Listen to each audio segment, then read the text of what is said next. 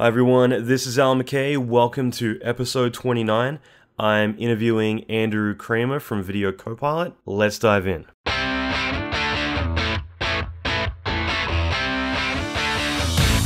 Welcome to the Allan McKay podcast. Allan is an Emmy Award-winning visual effects artist and mentor to many leading industry experts. Listen in as Allan talks with other industry leaders in film, video games, and visual effects about their experience, lessons, and methodology. Allan will teach you pivotal advice to fast-track your career, better your skills, and reach your ultimate dream job. Check out the latest episodes on allanmckay.com.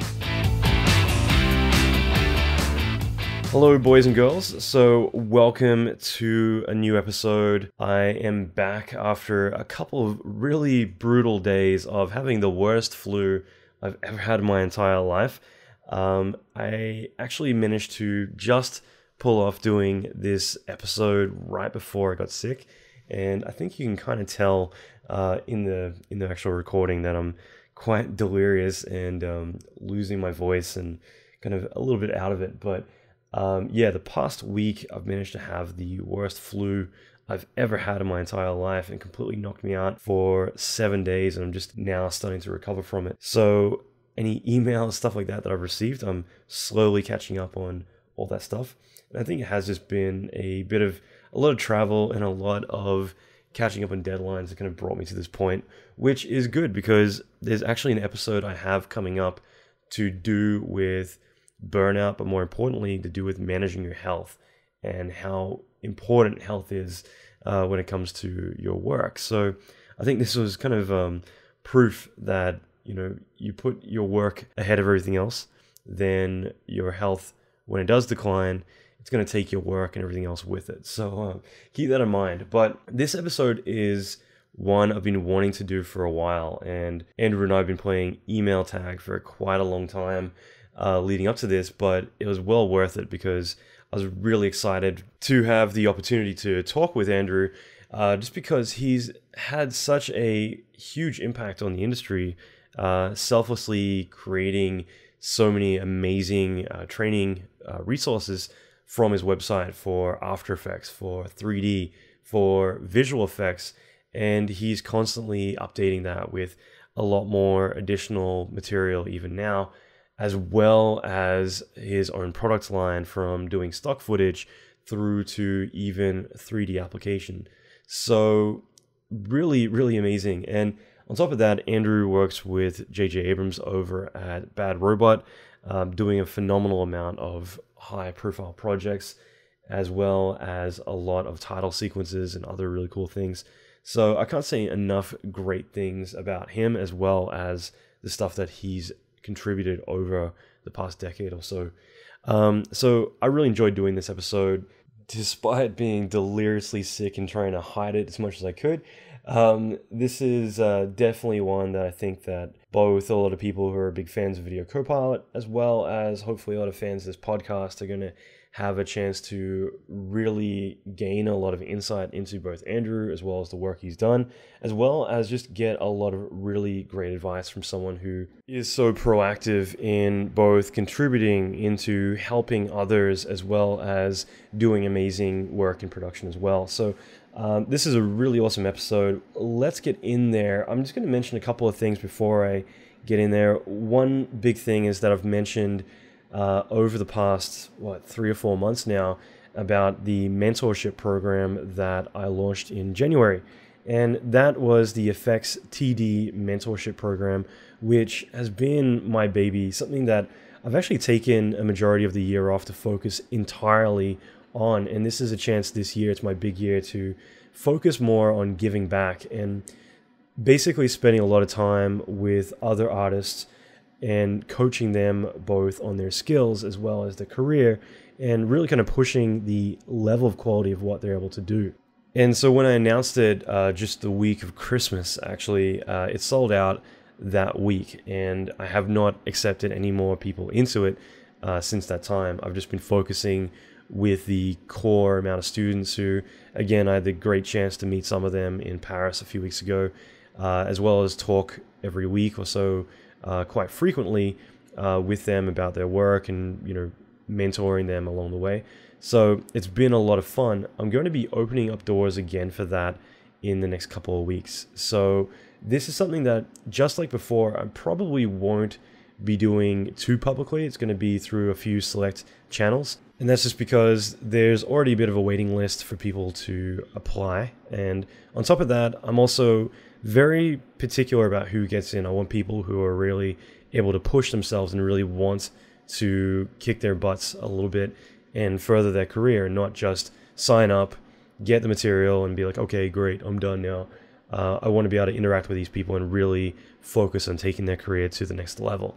So this is something that I definitely do vet the applicants and make sure that they are ones who are really ready to take this seriously. But all that being said, I'm going to give a bit of a head start for some of you guys to be able to get in before I do open the doors officially. So that way, if you are interested, then this will be a chance to kind of get in before it fills up. And so if you want to go and join the insiders list, all of our VIP members, in other words, everyone who is on the insider list, is going to get a bit of a head start by a couple of days to be able to look over the material, as well as get access to a lot of additional training material and other really great stuff we're going to be giving out exclusive to you guys. So if you're interested, go to allanmckay.com/inside. So allanmckay.com/inside. And once you sign up, I'll be sending out more information very shortly. So you guys will have an exclusive access to some stuff that won't be publicly available. And you'll also get a head start way before anyone else will have the opportunity to sign up. Okay, so that is it. Let's get into this episode. Again, thank you for listening, and I'd love to hear your thoughts on this. So leave a couple of comments, and if you really enjoyed this, maybe I can get hold of Andrew again and do a Q&A session or something like that with him, which I think would be a lot of fun. So leave some comments on the blog if you like. The episode is allanmckay.com/29, so 29, and leave any comments there, and I will follow up. All right, let's get in there. Hi everyone, this is Allan McKay. I'm here with Andrew Kramer from Video Copilot. Andrew needs no introduction. His name and his contributions to the industry have been massive. Tutorials, plugins, as well as a large assortment of products. Andrew, I've given you a basic introduction. However, if you want, can you elaborate a little bit more and give everyone a bit more of an overview of who you are? Sure. Well, thank you for that introduction. So I guess I would say I'm a visual effects artist, and I also create software and plugins and different things that typically make me excited, and things that I'd want to make, or things that I run into during my projects or whatever. And it's a great balance, because the thing I'm already passionate about, I get to create tools to help me do it better. So that's our main focus, and we have a website, Video Copilot. We do a lot of training for AfterFX and some 3D Max. And, we just try to show people what's possible and hopefully, encourage people to, create art.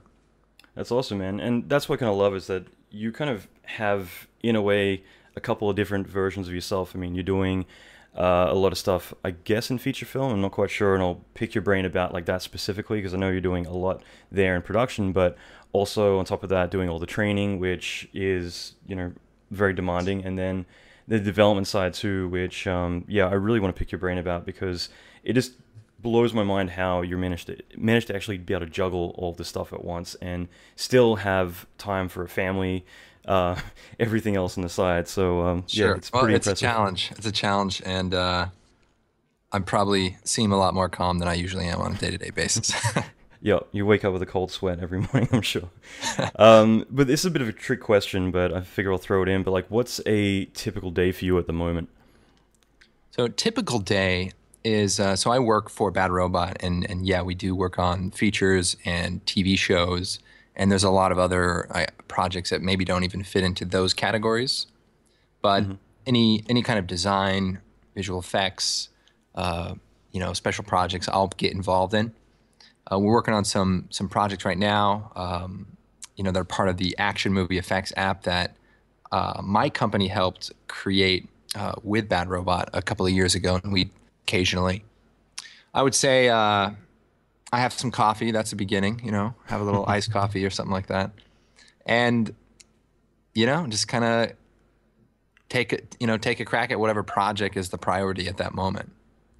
And then typically my nights, I'll come home, have dinner with the family, put the kids to bed, let's see, and then I'll spend a few hours at night just kind of picking up on things with the website, with Video Copilot. So I typically do all of the training and all of the tutorials, and I get a lot of that done usually during the week, but I don't usually make the tutorials until the weekend. Mm-hmm. And we probably don't do as many tutorials as we used to, but now we're doing like way more involved tutorials. So I did like a city destruction tutorial recently. I saw and that. Okay, right on. So there's 3 or 4 different tutorials in that one tutorial. And I've just tried to, create tutorials that are more complete to give people a full picture on what is involved in creating a shot like that. And so that's been my focus, is making more in-depth training. And, we develop software. I have some programmers that help sort of bring my ideas to life. And so we'll fire off some emails, do some, yeah. Try not to waste too much time, I guess. That's pretty impressive. I got to say, I mean, I won't say I take pride in it, because I always try and talk about productivity and being really efficient with time, but, I end up working quite a lot. And, but I mean, I'm pretty blown away by what you managed to accomplish, given the fact that you're juggling so much stuff at once. So, that's pretty mind-blowing. And just kind of, I guess we'll dive on a Video Copilot first. I mean, obviously that's your baby. And first of all, I guess, how would you describe it? But also, what inspired you to launch it in the first place? Sure. Well, it's kind of a place for me to post the things that I'm interested in, the things that I've personally learned. Like if you go back to the beginning and you watch some of the earlier tutorials, I'm essentially learning the software myself. So maybe through the community, I would see some questions come up and people are asking, oh, how do you do this? And I'll say, well, let me see if I can figure that out. And early on, what got me excited was trying to find unusual solutions to difficult problems or things that would otherwise require a plugin or some other extra tool to get that job done. So it was exciting for me to try to figure out, how can I take the plugins that are built into AfterFX and create some impressive results, almost like a magic trick, to where people would be able to watch it and say, oh, hey, that's a cool technique. Maybe I wouldn't have thought of that. And the idea, I guess, of how it got started, the website, was I was doing some visual effects work for some freelance work. I was doing some film restoration. That was crazy. I did website development, I guess, early on, and I wanted to create a place to post these videos. So there wasn't a lot of video tutorials. So I wanted a place to post them. And as the site just kind of got going, people, we enabled comments and we got a blog, and, it was just very encouraging, people wanting to learn new things. And I figured, hey, if I can come up with, a cool product, like we had a product early on called like Action Movie Essentials, which was stop explosions and smoke and blood hits and sparks. And it was just exactly what I wish was available at the time. Like there was stock footage websites, but it was expensive, $500 to buy a single explosion element. And I worked at a studio in LA, and they had like a library of content. This was like 10 years ago. Mm-hmm. And I thought it was the coolest thing because they could add smoke into their shot. And I was like, man, if only there was something like this that was affordable to people who, are filmmakers or, designers that want to be able to add a real natural element. And so that was one of our first products. It was something that I wanted, and, I just made it happen.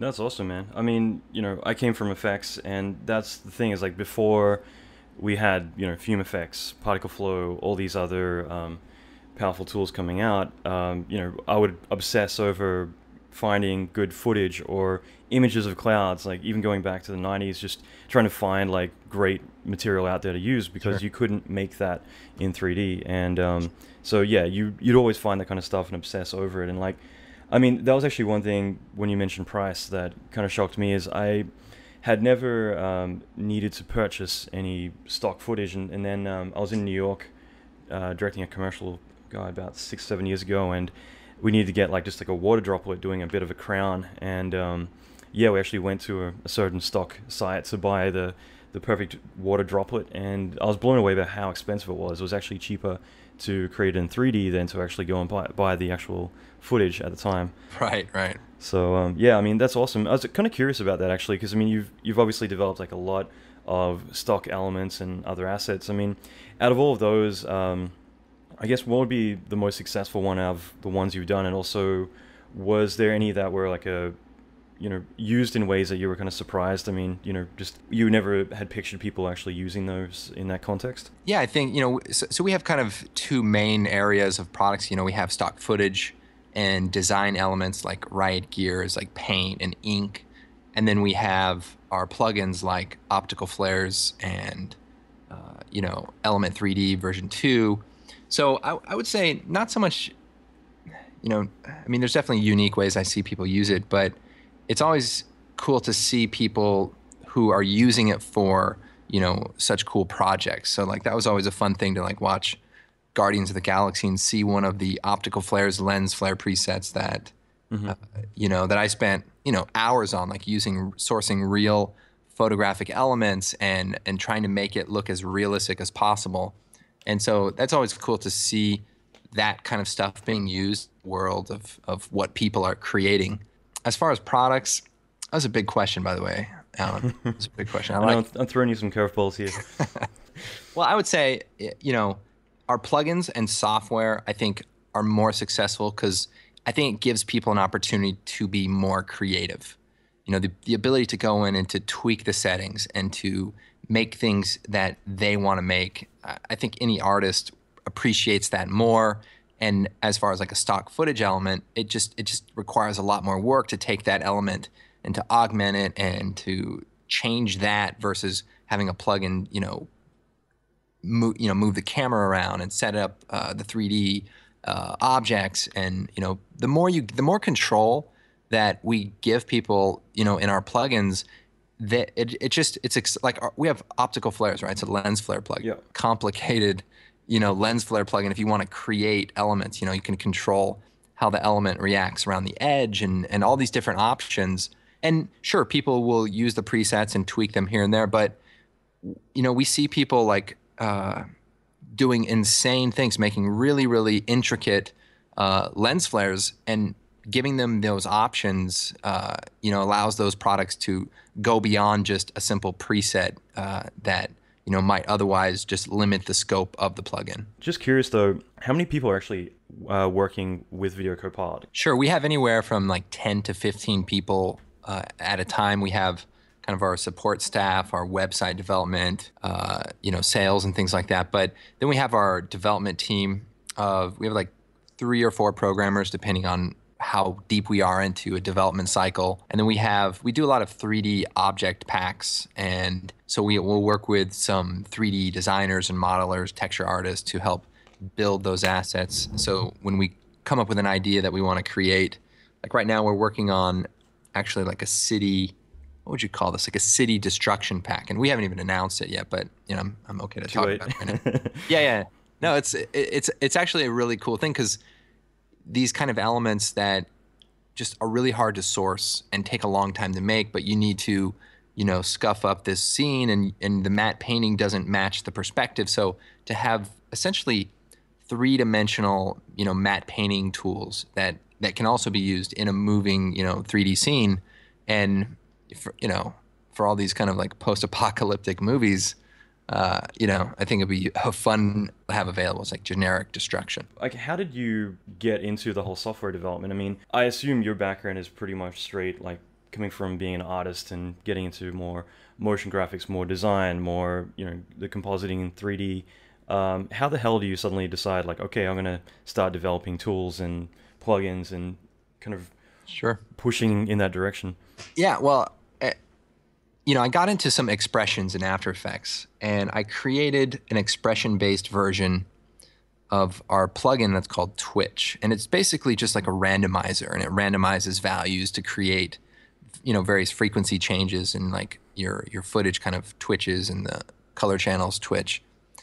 And it was fun, and I used expressions, and believe me, I'm not a scripting expression person. So like it took, a lot of like focus and effort, and it was like possibly the worst written expressions ever.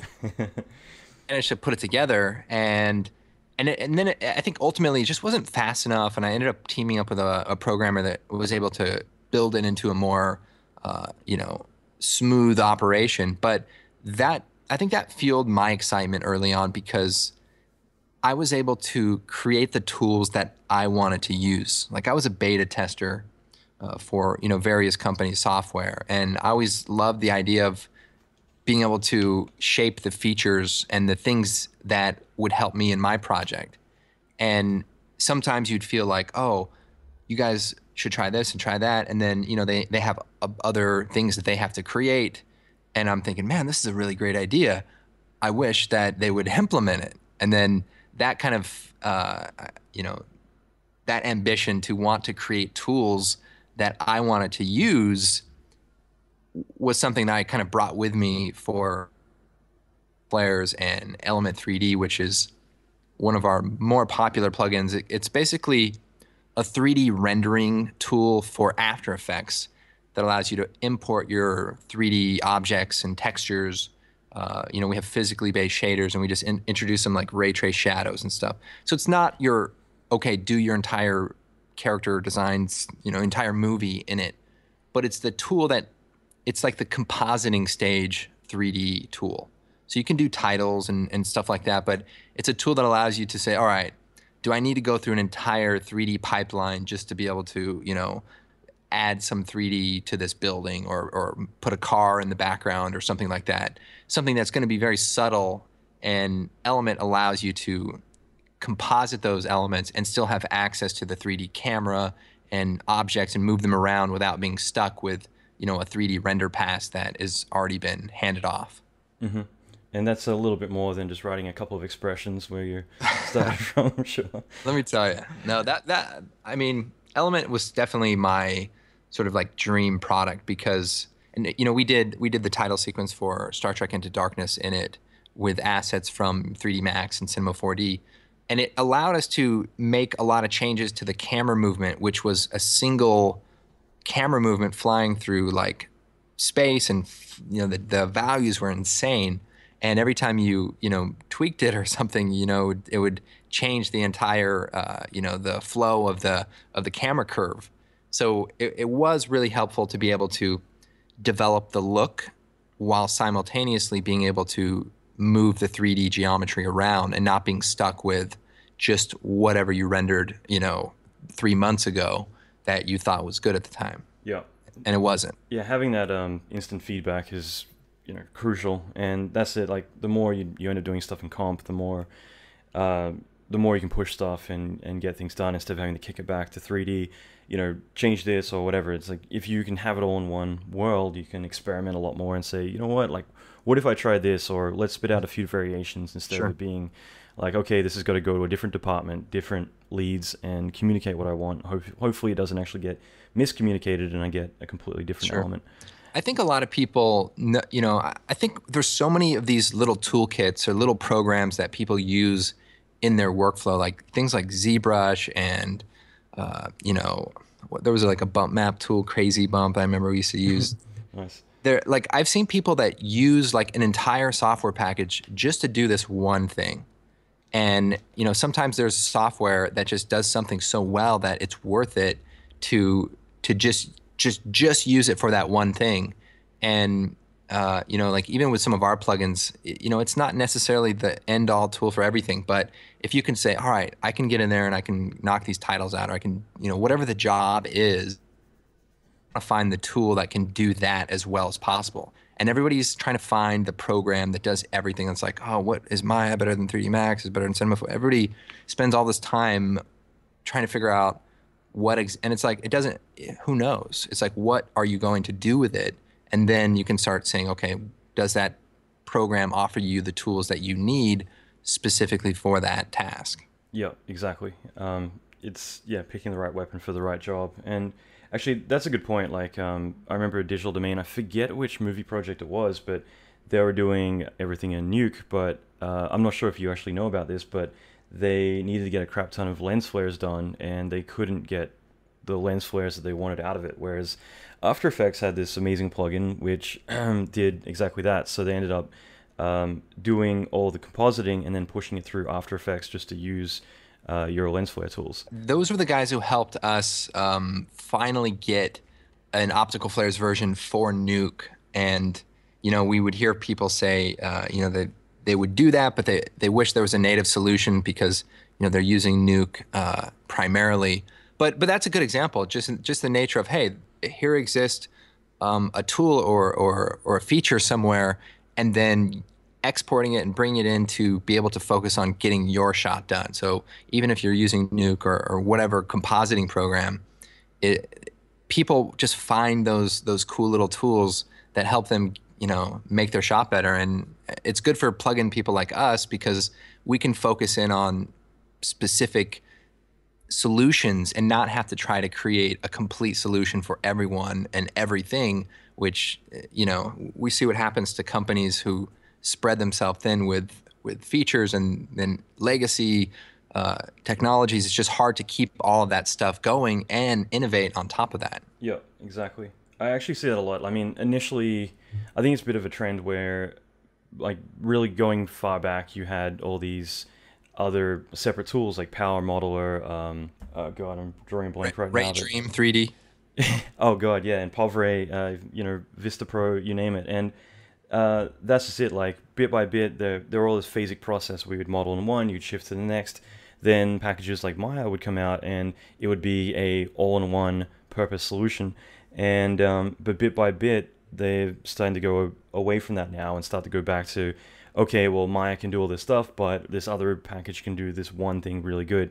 And so bit by bit, everyone's kind of moving back into that phasic solution of, okay, well, we have ZBrush modelers doing this, and we have people over here handling this section or using Motion Builder for mocap or whatever it's going to be. Right. So it's all kind of dismantling again, which, but you're right. You basically use the best tool for the job, and if you can use it all in one place, then it's great because you have that integration, but it's not always going to be the case.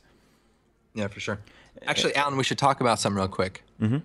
How I first found out about your work, like a long time ago. This must have been, I don't know, 10, 12 years ago. You had a tutorial, if I remember correctly, it was a teapot that was blowing away and the smoke was kind of blowing it away. You remember this? Oh, God. Yeah, maybe. I think so. But actually, that was one of the first tutorials I remember watching and just teasing that you could do that with particle flow, and you could, build an object out of particles and then have it blow away, or and just that information was available. And I think you had like a training DVD, like what was it called? Advanced Visual Effects, I think it was called. Yes, and there was like a volcano on it, maybe. Yep. A really terrible volcano. Yeah. Yeah.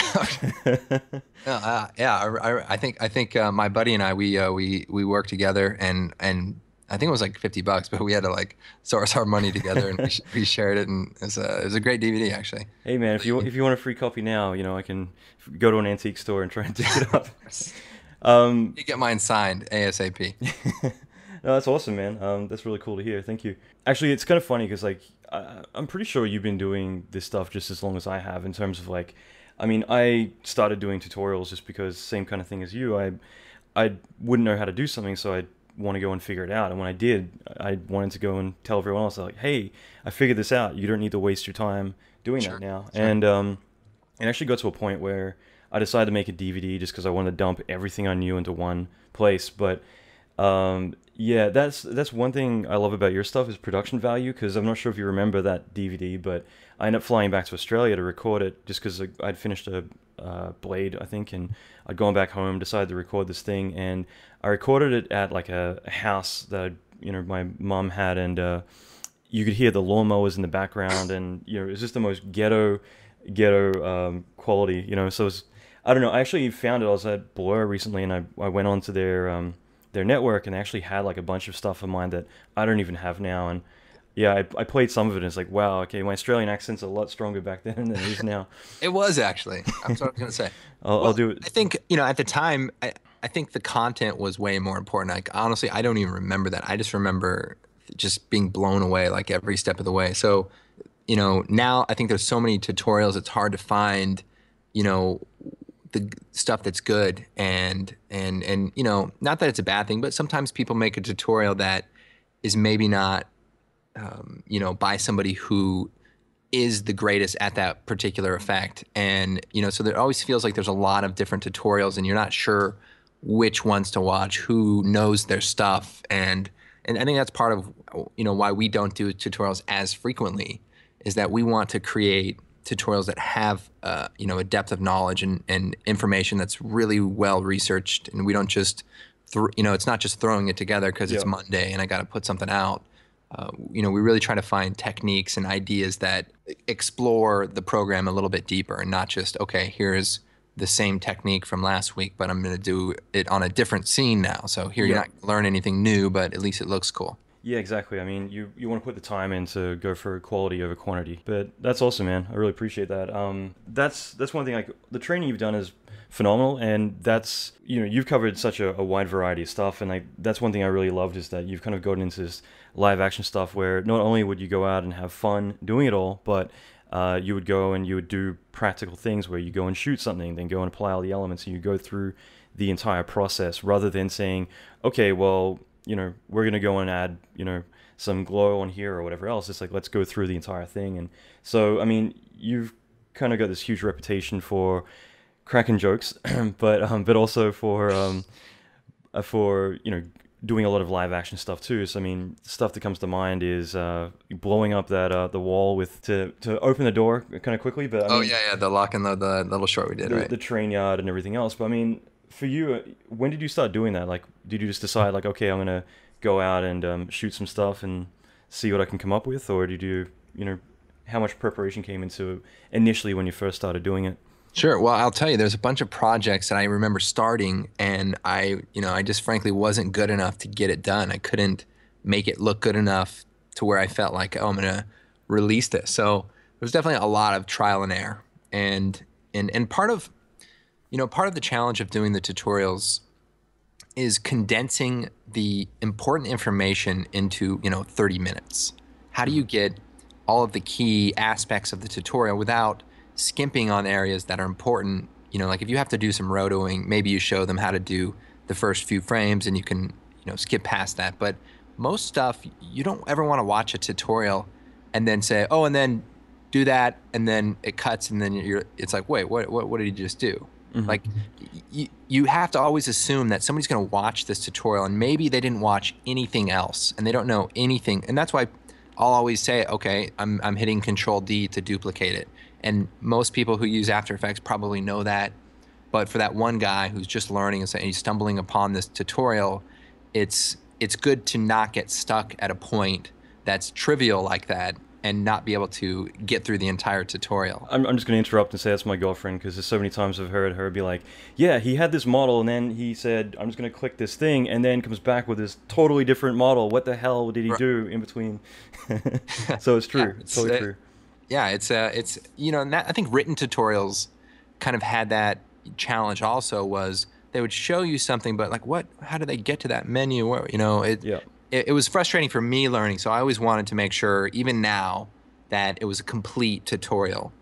But even, when you come up, so whatever the content is, I can't always do the most intricate version of maybe what I might do if I were working on a show or something like that. But what is the most impactful way that's going to give us the most production value, and also not just be like a hack, and not just use a shot that's super easy that nobody would ever run into, a shot that was perfectly shot, that there are going to be no secondary challenges.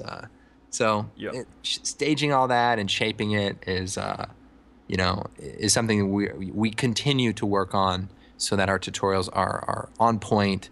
Sure, we have a few jokes. We try to keep it as light as possible, but we don't want to waste people's time and we want to make sure that they can come back to the tutorial and say, oh, all right, what was that one part? I just want to, check this or check that. So we try to keep everything organized and, but of course you got to have a little bit of fun. Oh yeah, I mean, that's one thing I do like is the fact that, I mean, I think it's juxtaposed. You want to get people to snap out of what they're doing because it's so easy to listen for a long time and slowly start to fade away, and then you get something to snap people back in and be like, are you paying attention? So yeah, for sure. It's good. But I mean, out of the ones you shot, like, what was one of the funnest shoots you had when you were doing them? Yeah, I think the train one was definitely fun, and I'll tell you, it wasn't the original idea for that wasn't to blow up the train.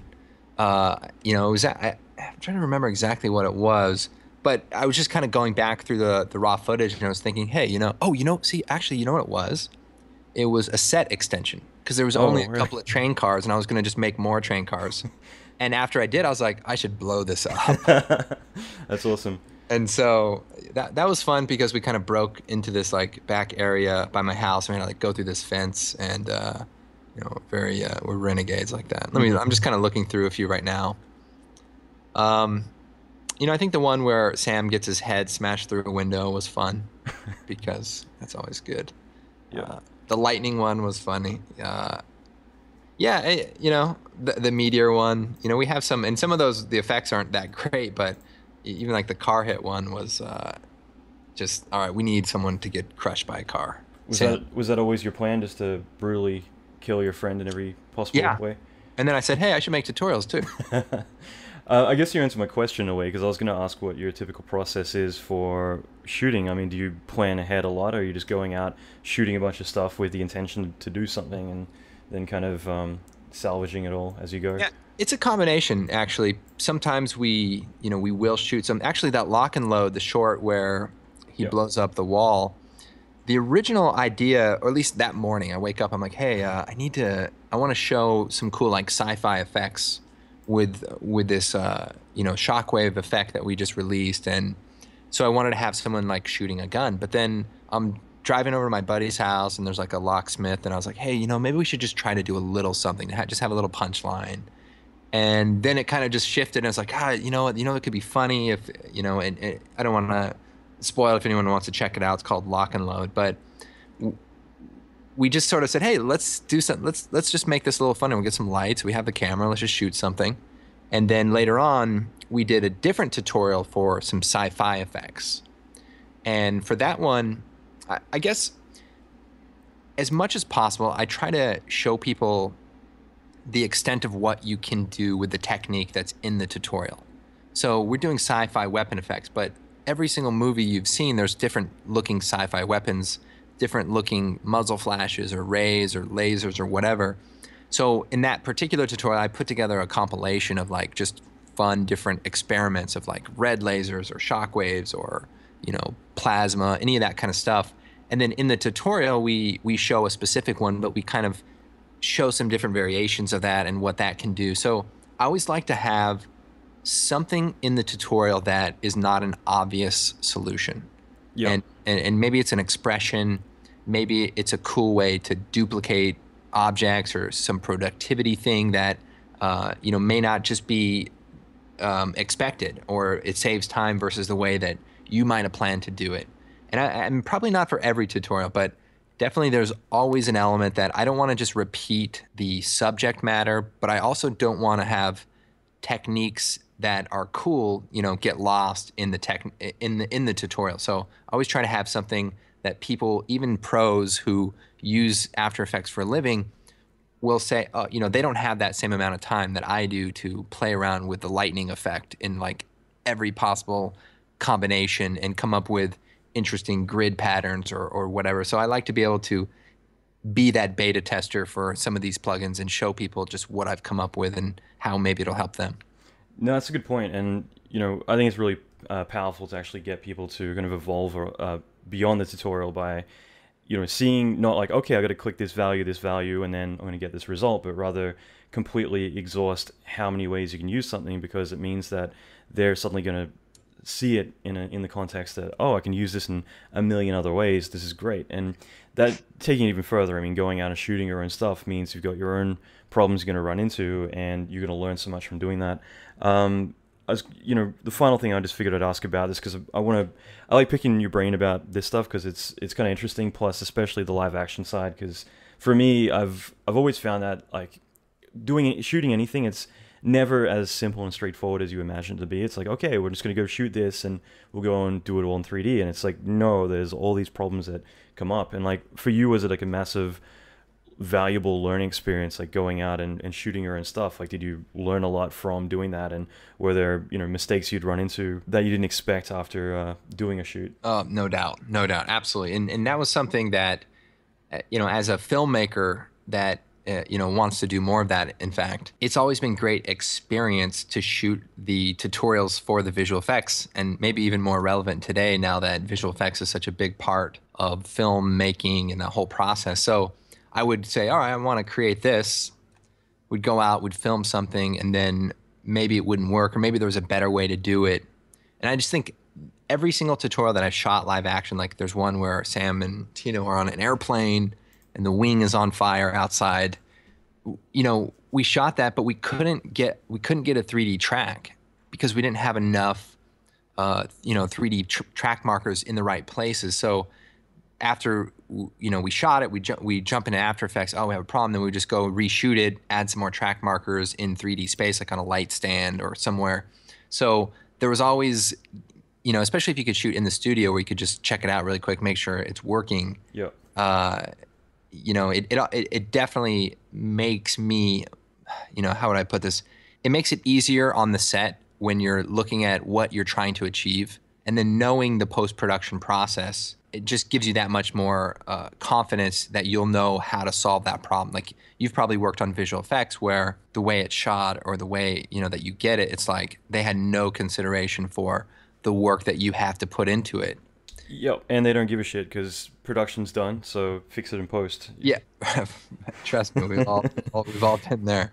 So for me, it's great because I know I am the post. So if I can make my job easier, I'm only helping myself. And obviously, the better you do it, the more ambitious your shot can be. Like you have so much time for visual effects.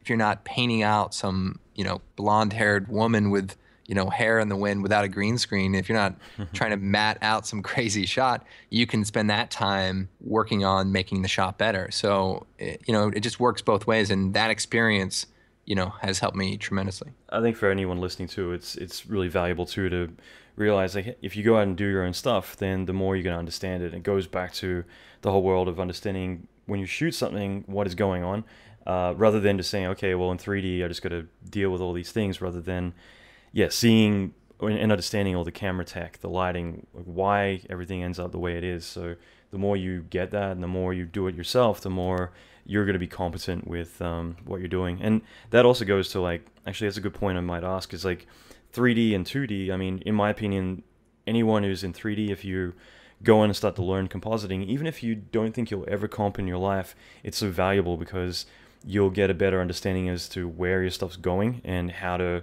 make it better, so that way it's going to be easier on the compositors and to deal with your elements. Oh, no doubt. And always looking at things at what is the best way to do this. I can't tell you how many times I've been able to do a 2D, planner track or a 2D solution to a bigger 3D problem or something that people thought was going to be a 3D problem. And if you can find a 2D way to make something or to composite something, that's just going to save you so much time, just because anytime you open up a 3D scene, there's just so much groundwork that has to be laid in the track and the elements. And things are bound to go wrong. 3D, always shit goes wrong.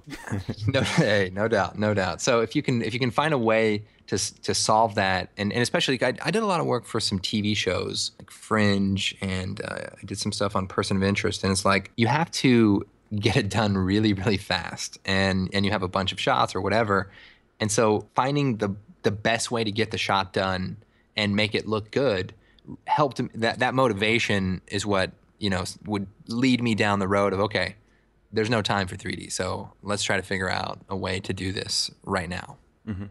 That's great, man. It's really cool. And just curious, going back to how did you get started in this industry? I mean, was there any hiccups in the beginning, or was it pretty much okay, I'm going to do 3D, time to send out my resume and start working for JJ? Yeah, exactly. It was all smooth sailing. No, I would say, yeah, right. I'm Well, like, wait. yeah, that was fine. Thanks for asking. Yeah, we had, I did like a demo reel, and I worked freelance for a few studios. I had some great experiences, but Video Copilot was, was my thing. So it was always a much more freer thing for me to be contributing to creatively. So the fact that it started getting picked up after a couple of years allowed me to kind of dedicate myself to it more. But it was never the same satisfaction of like, okay, I want to work on movies that people see, and I want to work on TV shows that people see. And I don't know how those kind of pathways crossed, because I was just focusing on creating really good tutorials and really cool videos or whatever. And then, I get an email from JJ Abrams saying, hey, I like your stuff, and, maybe we could work together someday. And so that led into the title sequence for Fringe. I think that was, 7 years ago. I'm not sure exactly, but Right. it wasn't like, oh, I'm putting my stuff out there and hopefully some directors will contact me. But it was more that I was just putting, all of my effort and energy into creating a website that had cool content. And, that helped me get noticed. And from there, working with him, admittedly is like really amazing, because he's very open to stuff. He's very, he gets the post-production side of things as well. So he's not asking for impossible things, and he's not, he understands the process. So it's great creatively to work with him. And, he's a really good guy as well. So I've enjoyed working with him, and that's probably what's kept me, working with him on the various projects over the years. I don't know that I would want to do, have to chase the freelancing gigs from here to there. Like I like the stability of having cool projects that are constantly changing, and simultaneously I have Video Copilot as sort of like my outlet for all of the crazy ideas and things that I want to do. That's awesome. And you're right. Like, I was going to say that earlier about shooting stuff, because I think that, at least for me, and I don't do much personal stuff. It's more, the stuff I get paid for. But I find having that outlet of getting to do, stuff on your own, if you're not getting that fulfillment in your day job, then it's good to kind of seek it elsewhere. And that's one thing I find, like a lot of people who work in other industries and they're not doing what they want to do, they're going to end up doing the thing they're passionate about in their spare time. So why not try and find it in your day job? And that way, you're getting that fulfillment, you're getting that passion fulfilled, and you can have a life outside of work instead of dedicating it to getting it. Sorry, I'm drawing a blank, but seeking it elsewhere, basically. Well, and, I'm thankful, and I'm lucky to be able to have an opportunity where I can sort of do both of those, have my foot in the sort of professional world, but have this other opportunity that somehow actually benefits, from both of those going forward. So it's can't complain. That's cool. And was that like what was the first like major project you worked on? Was it with Bad Robot, or was it before that? Yeah, it was probably the Fringe title sequence. And dude, you're a freaking lucky guy. That's pretty cool. Yeah, I mean, trust me, it was amazing. He invited me out to Paramount and showed me the show, and I had developed a few different ideas of what it could be, and we kind of worked out some concepts, and then I just spent the next few days just putting it together, and he composed the music, so we already had sort of a track to build around, and to be able to do a motion graphics project. And literally they were at the end of the cycle. Like they had a title that they were going to use, and so I came in there, and like I want to say like 3 weeks later it was on the air. So it was like so quick. Yeah. And I'm at home watching it on the TV, and it was awesome. That's really cool, man. I actually remember a bit tongue-tied today, and I can't really say this about many other TV shows or anything, but I actually remember the first time I saw that, and it is what it is, but like I loved it. I thought it was like, I remember sitting on the couch in Vancouver, because I think it was like 2009, but I was like, hey, that's pretty cool. Like, it's just a cool concept, and I actually really love how, with the alternate universe, just more the idea behind it, but like how it's repurposed so many times into different visual styles, and it's just been a very iconic simple yet really effective, like aesthetically, like piece to look at. So Well, yeah. thank you very much. Yeah, we did one version. They had like a throwback episode that went to like back into the 80s. Yes, I thought that was super cool. So they said, hey, can you make like an 80s version of this? So I went on YouTube and I was like looking at, people's recordings of like old TV shows and intros from, like the Chiron days and all that.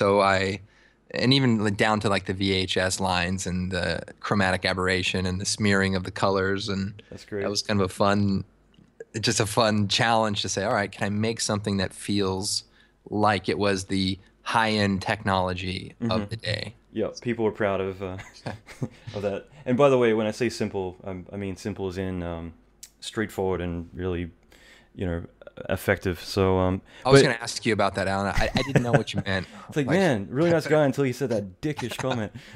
Let's talk after the. That's right.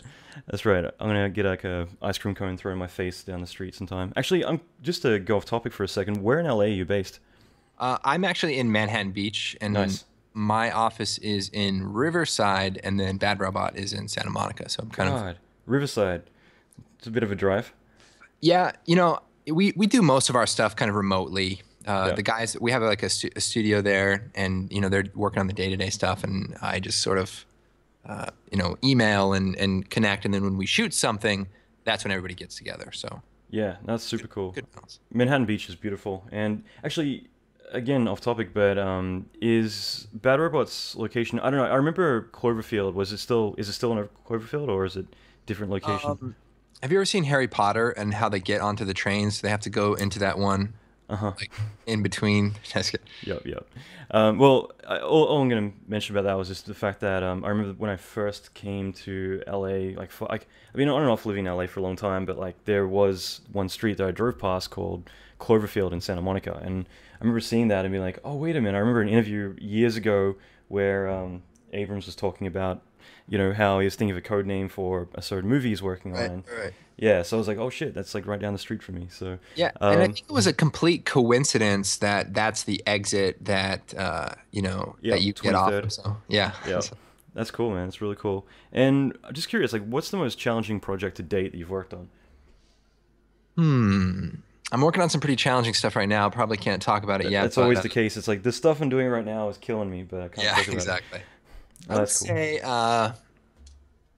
when I first did the title sequence on Star Trek in 2009, and I had never done something on such a massive scale, that was a big, eye opener to do it 2K and to do such a large, consecutive sequence. That was a big thing. What would I say? I did about 100 visual effects shots on the film Super 8, and there was, every shot was different. It was all sorts of different, some 3D, some, some things that you just didn't even, like one guy's like throwing up and he doesn't really throw up, and you have the composite throw up coming out of somebody's mouth. I mean, there's just some action effects elements in there somewhere. Yeah, exactly. Well, we have this the throw up effects pack. It's coming out.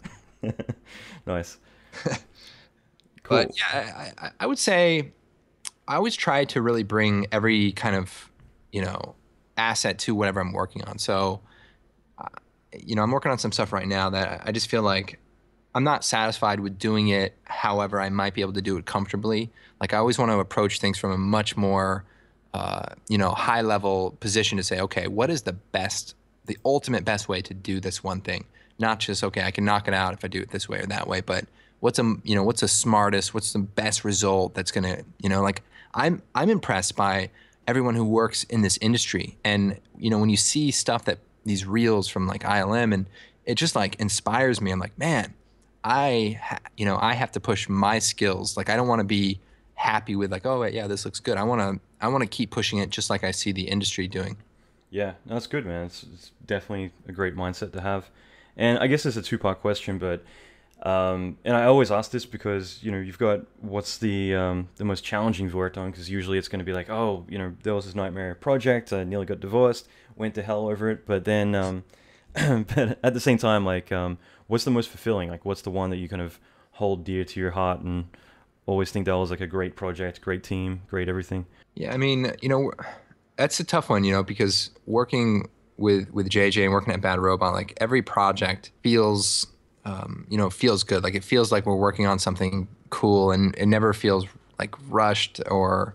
I liked. We did a title for the TV show Revolution, and what was cool about that one was, we went to New York and, we filmed some stuff that we could use. And what was interesting about that one was we didn't really have an exact vision of what it would be. And we also didn't have a lot of time. So it was cool for the idea to finally hit, like, oh, let's kind of do like a semi-time lapse of the progression of, this future world.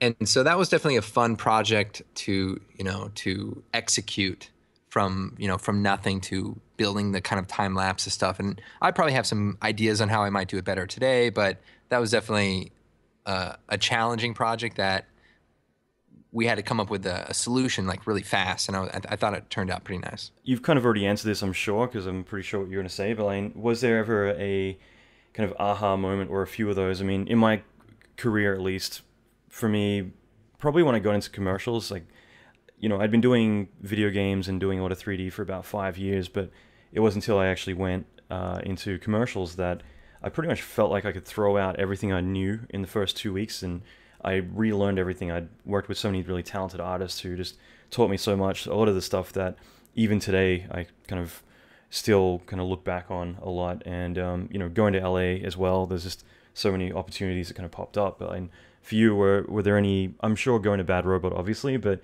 were there any other like really pivotal times in your career or life in terms of getting inspired that, really kind of changed your career?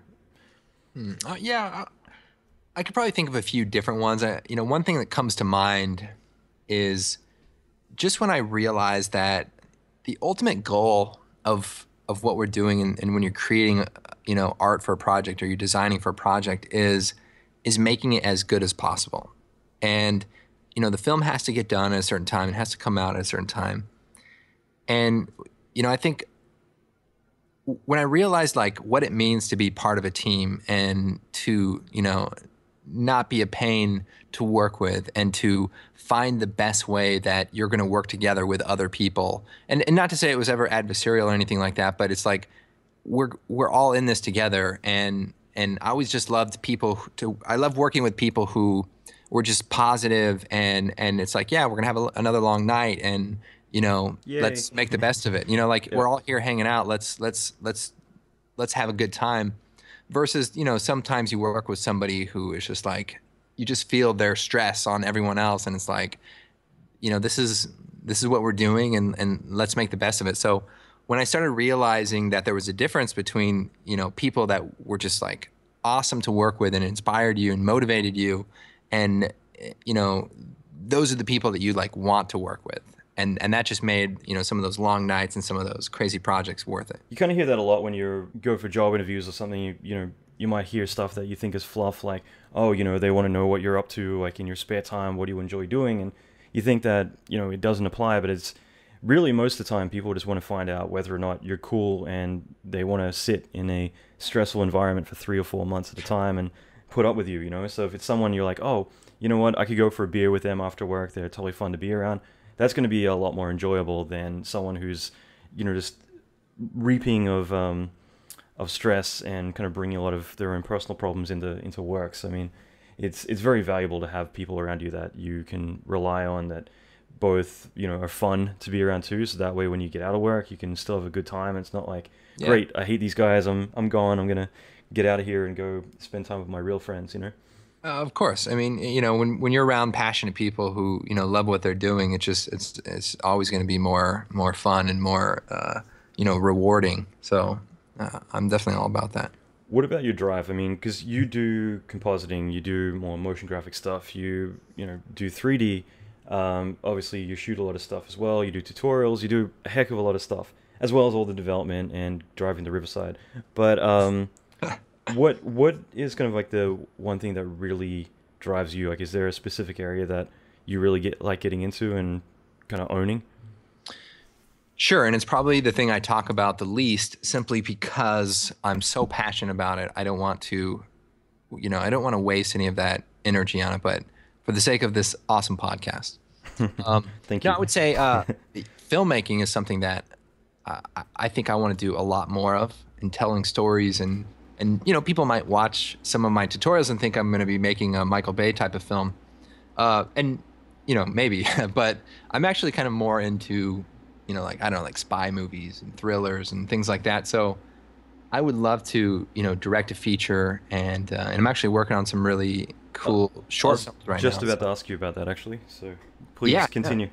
Well, I'm working on a short film with, it's kind of this 3 filmmakers are making, this short film, and it's not like, oh, this is my life's work, this one short film or anything like that.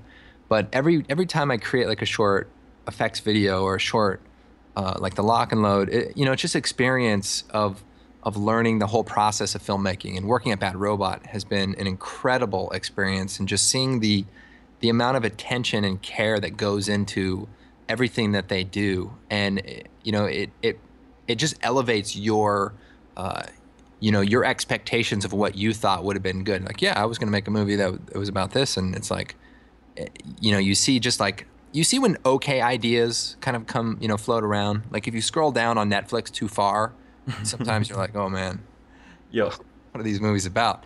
It's just that's what motivates me, is trying to create, films and things. And I want to just be able to be better at it. I want to learn how to do it so that I can do it more effectively, because it's what I really love doing. And I think the whole visual effects thing started from me creating, like little movies with my friends and wanting to make them better, and, reaching the limits of what I could do in Final Cut Pro with the green screen, and then saying, okay, I need AfterFX to do more. And it's just been this continuous growth. And still to this day, it's like, I'm just blown away by what is possible. And I feel like even just the industry continues to outpace what I maybe would have hoped to have accomplished just years ago. And so it just motivates me even more. All right, well, I'm gonna have to be even better then.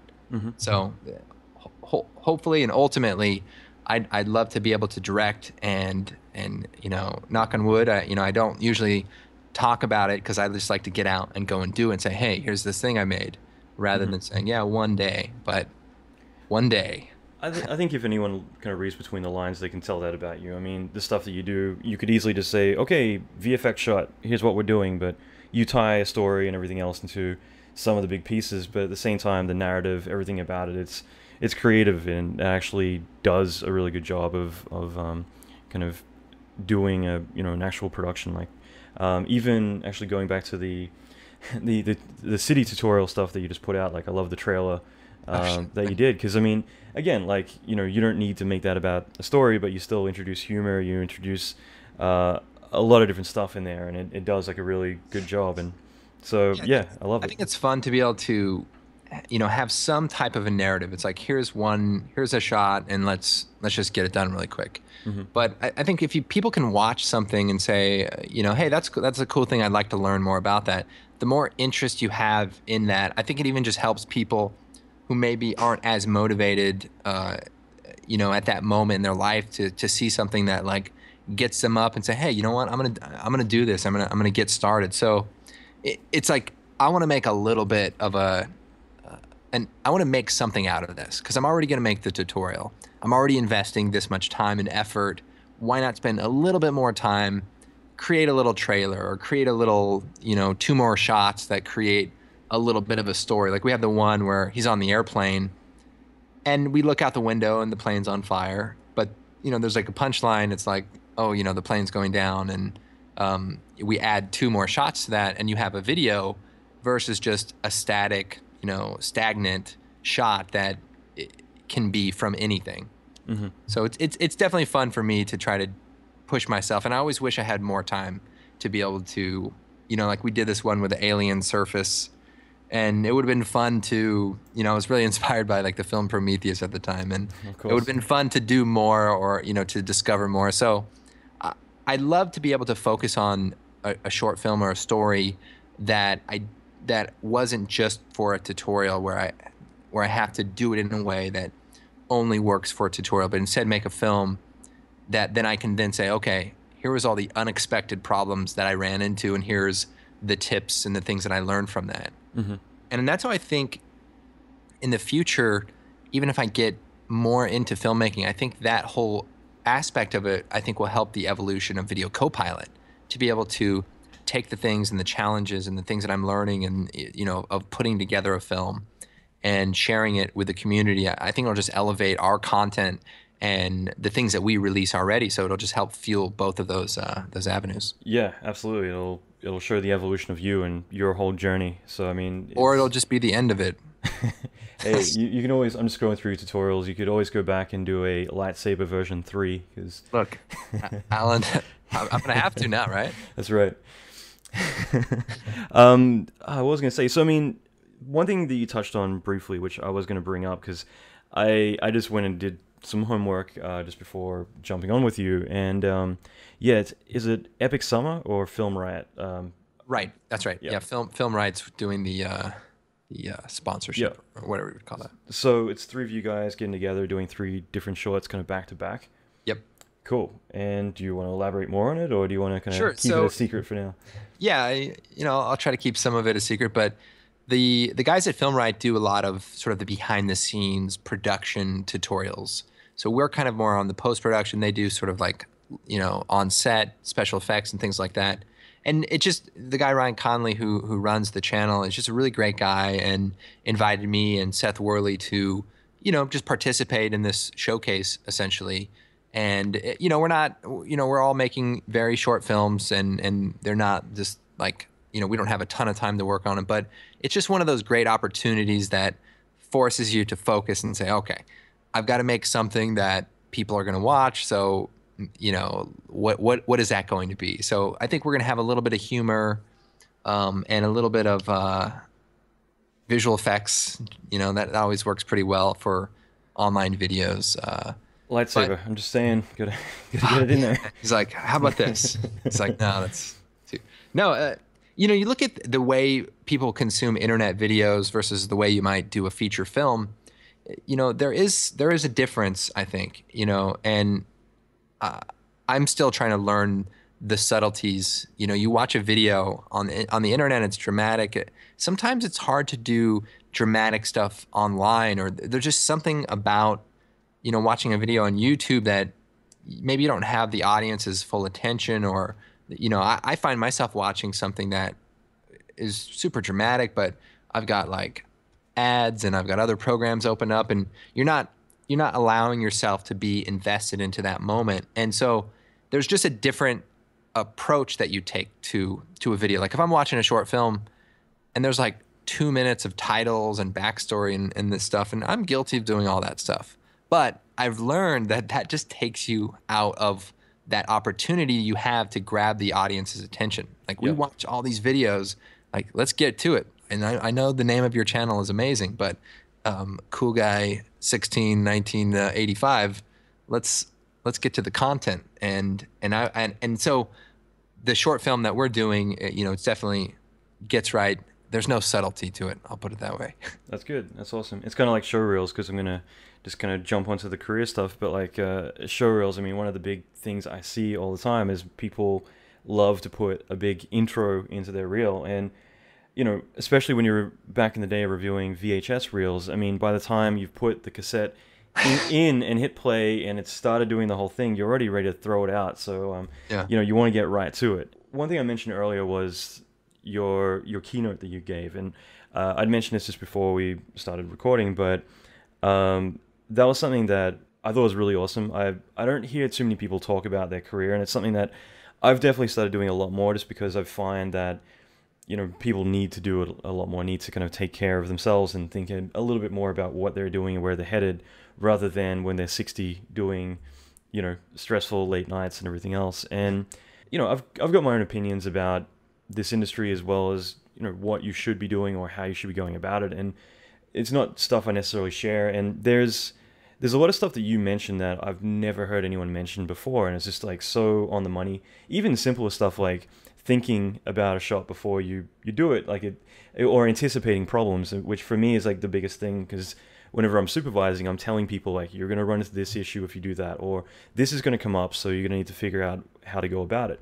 Sure. And most people are in such a race to get in there, especially 3D, to do the coolest, most complex technical feat they can, and especially like node-based stuff, just going overboard that they just don't really think about like the hole they're digging for themselves. And it comes with experience, but the more you are able to kind of learn from your mistakes and try and anticipate those problems, the more you're going to be able to avoid a huge catastrophic amount of bullshit that's going to pop up down the line.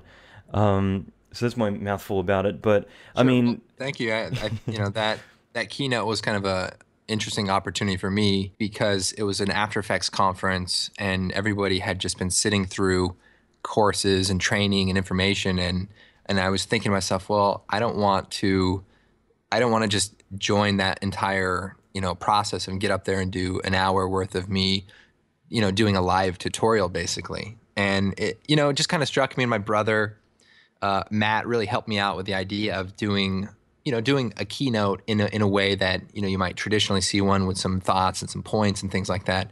And as I began to examine things that I thought might be useful or interesting for other people to hear from my perspective, it's always interesting to hear how someone else got to wherever they got to, or how they began their career, just as a kind of way to contrast with things that they may be doing or the challenges that you run into. And a lot of people like to cut out all of the not so great aspects and the mistakes and the things. And I think people really benefit from knowing the problems that you ran into and understanding and accepting that this is part of the process, and not to feel like everything you're going to do is going to be perfect. Mm-hmm. And to be able to have that opportunity to share some of those stories and just, my feelings kind of going through it. It wasn't like a soapbox or anything. It was just like, hey, this is where I'm at, and here are some of the things that happened along the way.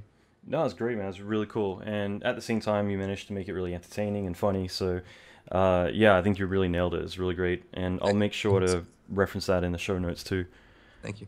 Cool, man. And, just putting yourself in the shoes of, because again, I'd love to pick your brain about this stuff, but putting yourself in the shoes of, let's say, someone starting out, like, what do you think are some of the key kind of foundations that most artists need when they first kind of enter into the industry? Sure. And yeah, I'm throwing you some curveballs here. Yeah, this is a good question. It's a good question. If I wish I knew the answer. I don't think it's necessarily software. I don't think it's necessarily doing the work. I mean, that's important, and you have to know how to do stuff. But I think, being able to work in a team, being able to interpret direction and things like that, and problem solving. I think that was one of our big points from the keynote, was not just, knowing how to do something in a very specific way, but challenging yourself. So like, we encourage people to go shoot something, their own footage, and then do the visual effects on their own footage, because inherently you're going to have different problems than I ran into. And that helps you say, oh, well, what do I do in this case? Because you're never going to be able to have a tutorial showing you exactly what to do when you get a shot for a movie or for a TV show. Absolutely. And so I think I learned from this doing my tutorials. I would say early on, my tutorials, I probably didn't encourage that much exploration. And halfway, through sort of our current library, you get comments from the community and people sort of letting you know, like, hey, you could do this or you could do that as well. This is a really valuable technique. And so I realized that it's important to encourage that kind of deviation so that people understand that this is a concept that is much bigger than just a guy getting hit by a car or an energy ball, but there are way more ideas here, and to don't just get stuck thinking about this one. Mm-hmm. Yeah. But so problem solving, I would say, working with people is important. And I think just trying to do something unique. And we talked about this in the keynote also, is like doing something unique, doing something that is going to make people say, oh, he's the guy who did the what, that one short, that one video, that one title. Lightsaber. All right, Allan, after we get off the phone, we got to we're making it version 3. Awesome. I'll see if I can sneak some fume in there somewhere. Yes, absolutely. Sorry. But yeah, no, that's it. It's just, come up with something that people can say, wow, this guy really showed, the wherewithal to figure these problems out. And you can tell that he did all of this stuff on his own. Everybody likes to know that they're working with somebody that they don't have to micromanage or worry about. People who kind of have that sense of that. They understand that there may be problems that they're going to run into that maybe are outside of the scope of an expected 3D, artist or whatever.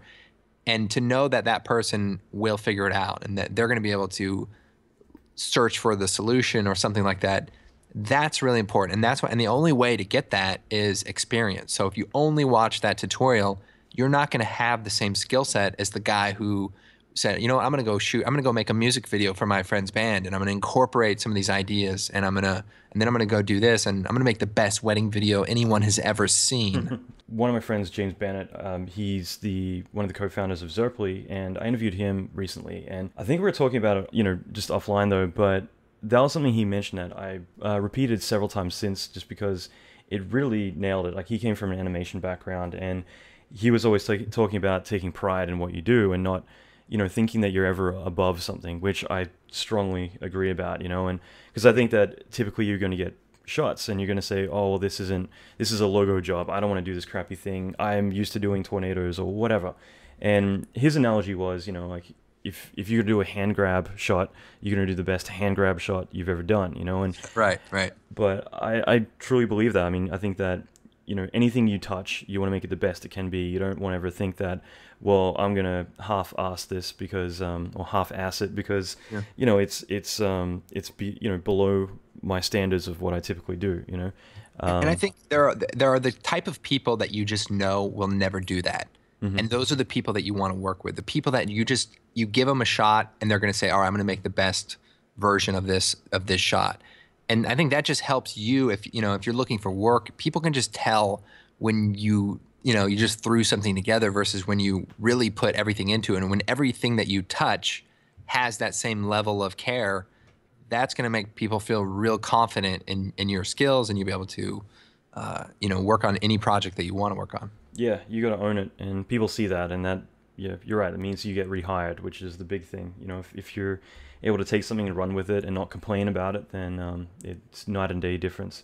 If you were to start all over again, knowing everything that you know now, what would be some of the key things that you would apply that would be really pivotal to your career? Interesting. I'm not sure I understand exactly the question, but I guess the things I maybe wish I would have maybe learned a little bit earlier, or things that I could have done in my career was, things like 3D modeling, which I'm not particularly good at, but I know enough of, how to put stuff together and edit models and stuff like that. But I think it's something that I wish I would have got into, because when I see some of the people and how they can just manipulate the polygons and create, amazing models, I wish I could do that, because I've always had ideas for things that I've wanted to do, but then, modeling it, that would just, it's such a gap in between how much work is required. And I guess I always wish I was a little bit more of a competent modeler, so that I could create, some of the creatures or some of the designs that I've, even like ZBrush. Mm-hmm. Like, I totally would have tried to learn some ZBrush, because the stuff people create, it feels like such a free form kind of way of creating art and creating, characters. So that might be something I'd like to do. That's great, man. Yeah, it makes me sick sometimes seeing, like, people are 2 or 3 weeks into 3D. They're like, yeah, I just made this. And it's just like, are you kidding me? Like, the tools these days are so intuitive. And yeah, there's so much amazing artwork coming out all the time. So yeah, that's great. And I'm just curious, like, are there any online resources you'd recommend for other people to learn from? Sure. I think video obviously. I've seen some really cool stuff from, what is it? These guys, Digital Tutors, I think, does some really cool stuff. There's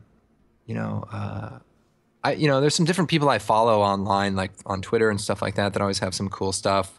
I've been following a lot more is like creative people who just post some of the work that they post, that they've worked on. Like, some people do like 1 a day designs. Right. Yeah. And, and even like Pinterest, I find is such an amazing resource of just creative content all in one place. And so it's not, I guess I'm less into like the technical side of things and more into the art side of things. And like Pinterest is just, it blows my mind. You start looking at one thing, next thing you know, you're looking at, amazing work in all different styles and things you've never seen before.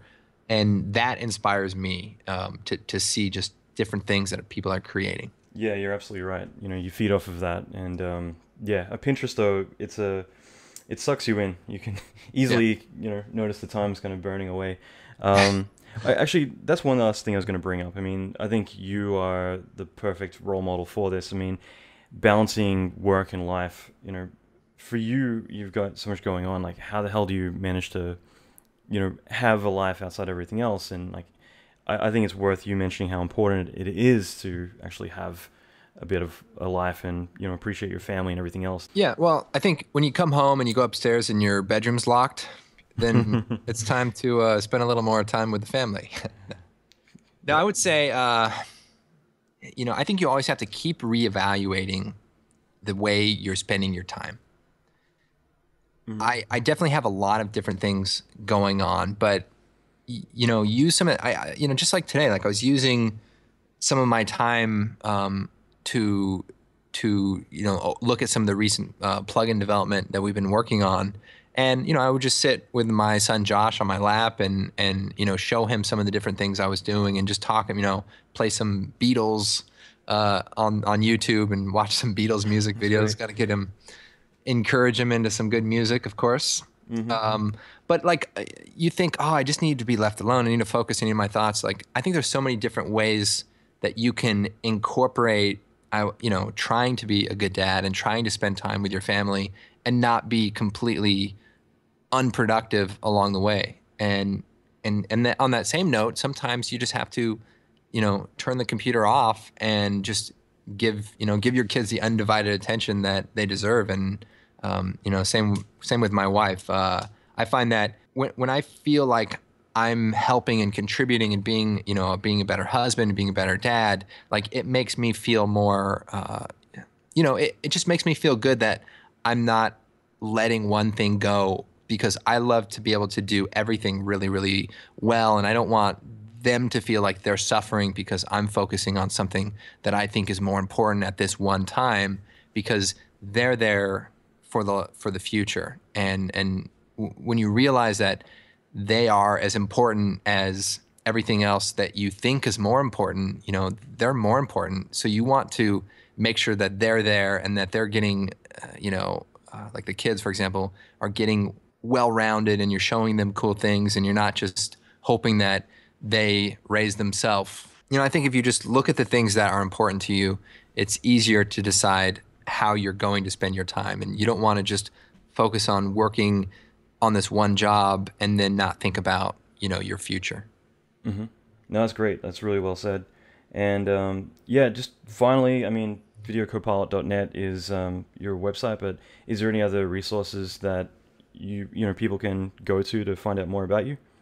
Yeah, we're on Twitter, we're on YouTube. Those are just the two channels that we use primarily, and try to post just random stuff that we're doing as much as we can.